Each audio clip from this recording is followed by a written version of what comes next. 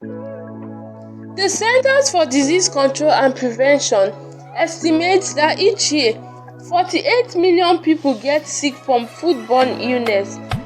128,000 are hospitalized and 3,000 die.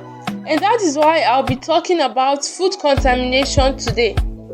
Food contamination refers to the presence of harmful chemicals and microorganisms in food, which can cause consumer illness. There are 4 types of food contamination. We have the chemical contamination. This happens when a food becomes contaminated by some kind of chemical substance. Chemicals are used frequently in the kitchen for cleaning and disinfection, so it's unsurprising that they can contaminate food. We have the microbial contamination. This happens when a food has been contaminated by some microorganisms, including bacteria, viruses, mold, fungi, and toxins. For example, during the rearing and slaughtering of animals, the salmonella that lives in animal intestine can transfer onto food products. We also have the physical contamination. This happens when the food has been contaminated by a foreign object.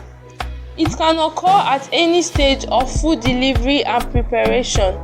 This can cause serious harm to the consumer, including broken teeth or choking. Lastly, we have the allergenic contamination.